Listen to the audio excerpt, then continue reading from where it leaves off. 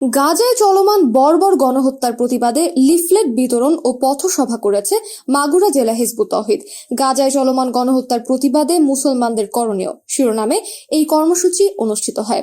গত রোববার বিকেল ৩টায় মাগুরা জেলা শহরে ভাইনা মোড় থেকে শুরু হয়ে এই গণসংযোগ চৌরঙ্গি মোড় ও থানা গেট এলাকা অতিক্রম করে প্রেস ক্লাব চত্বরে এসে শেষ হয়। পথসভায় সভাপতিত্ব করেন হিজবুত তৌহিদ মাগুরা জেলা সভাপতি বি.এম. শামীম আশরাফ। সভায় বক্তব্য রাখেন খুলনা অঞ্চলের সভাপতি শামসুজ্জামান মিলন, কুষ্টিয়া অঞ্চলের সভাপতি জসিব উদ্দিন, জেলা তথ্য সম্পাদক লতিফুল ইসলাম মিলন। এছাড়াও উপস্থিত ছিলেন সদর উপজেলা সভাপতি মোহাম্মদ সুরমান আলী, শ্রীপুর উপজেলা সভাপতি মোহাম্মদ আলিম শেখ, জেলা সাধারণ সম্পাদক মোহাম্মদ আলী কদর, জেলা নারী সম্পাদক সীমা আক্তার এবং নারী নেত্রী আফরোজা খাতুন সহ আরো অনেকে। বক্তারা বলেন, গাজা সহ বিশ্বজুড়ে মুসলমানদের উপর যে নৃশংস ও বর্বরোচিত হামলা চলছে তা সভ্যতাকে প্রশ্নবিদ্ধ করছে। নারী ও নিষ্পাপ শিশুদের নির্বিচারে হত্যা করা হচ্ছে। এই সংকট থেকে মুক্তি পেতে হলে একজন যোগ্য নেতৃত্বের অধীনে তৌহিদের ভিত্তিতে ঐক্যবদ্ধ একটি মুসলিম জাতি গঠন করতে হবে। তারা বলেন, বাংলাদেশের মুসলমানরা যখন ঈদ, নামাজ, রোজা ও দৈনন্দিন কর্মব্যস্ততায় সময় পার করছেন, তখন মাত্র ৬,০০০ কিলোমিটার দূরে পবিত্র আরব ভূমি ফিলিস্তিনে মুসলমানদের জীবনে নেমে এসেছে মহাপ্রলয়। ১৯৪৮ সাল থেকে শুরু হয়ে ৭৫ বছরেরও বেশি সময় ধরে ফিলিস্তিনিরা ইসরায়েলি দখলদার বাহিনীর সহিংসতা ও দমন নীতির শিকার হয়ে আসছে। ২০২৩ সাল থেকে এই সহিংসতা আরো ভয়াবহ রূপ নিয়েছে। বক্তারা আরো জানান, গাজায় এখন জাতিগত নির্মূল অভিযানের মতো পরিস্থিতি চলছে। প্রতি মুহূর্তে বোমা বর্ষণ চলছে, লক্ষ লক্ষ মানুষ প্রাণ হারাচ্ছে। গত এক বছরে কেবল শিশুদের মৃত্যুর সংখ্যা ৩৫ থেকে ৪০,০০০ ছাড়িয়ে গেছে।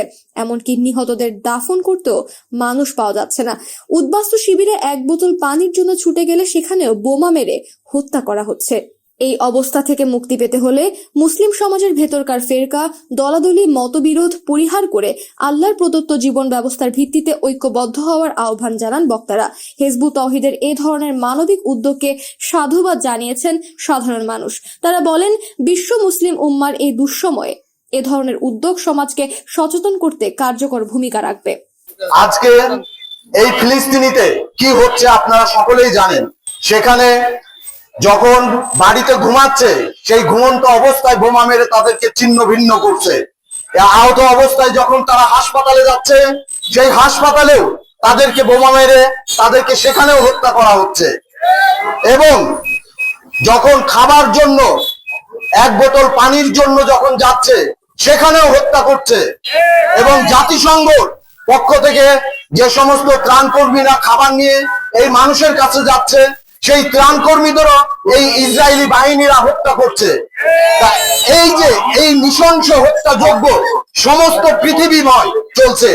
আজকে ইরাক, সিরিয়া, মিশর, লিবিয়া, আফগানিস্তান, বসনিয়া, চেচনিয়া সমস্ত রাষ্ট্র একের পর এক ধ্বংস হয়ে গেছে। আজ পৃথিবীর চারিদিক থেকে শুধু মানুষের হাহাকার, শান্তি চাই, শান্তি চাই, শান্তি চাই। দুর্বলের উপর সবলের অত্যাচার, দরিদ্রের উপর ধনীর বঞ্চনা, শাসিতের উপর শাসকের জুলুম, ন্যায়ের উপর ধূর্তের প্রতারণা, নিরপরাধী শিশুর রক্তে আজ পৃথিবীর মাটি ভেজা। আমরা আজকে দেখতে পাচ্ছি সেই একচক্ষা বিশিষ্ট ভয়ঙ্কর দানব দাজ্জাল হচ্ছে এই বর্তমানে যান্ত্রিক সভ্যতা। এই সভ্যতার জন্ম দিয়েছ এই ইহুদি খ্রিস্টানের সভ্যতা। আমরা পরিষ্কার বলতে চাচ্ছি, হ্যাঁ দাজ্জাল শয়তান বিশ্বের সর্বোচ্চ রূপ। তুমি তোমার ধ্বংসলীলা তুমি আর বেশি দিন চালাতে পারবে না। আল্লাহর পক্ষ থেকে সিদ্ধান্ত হয়ে গেছে, এখন তোমার ধ্বংস অনিবার্য।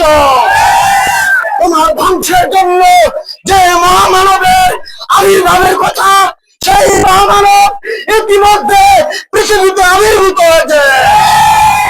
সেই আল্লাহর মনোনীত ইমাম জনাব হুসাইন মুহাম্মদ সালেম হিজবুত তৌহিদের ইমাম এই মুসলমান জাতিকে আহ্বান করছে, তোমরা যদি বাঁচতে চাও, তোমরা যদি মুসলমান জাতির অস্তিত্ব রক্ষা করতে চাও, তোমরা যদি আল্লাহর জমিনে আল্লাহর সত্য দিন প্রতিষ্ঠা করতে চাও, তাহলে তোমাদেরকে এখন একটা কথার উপর ঐক্যবদ্ধ হতে হবে।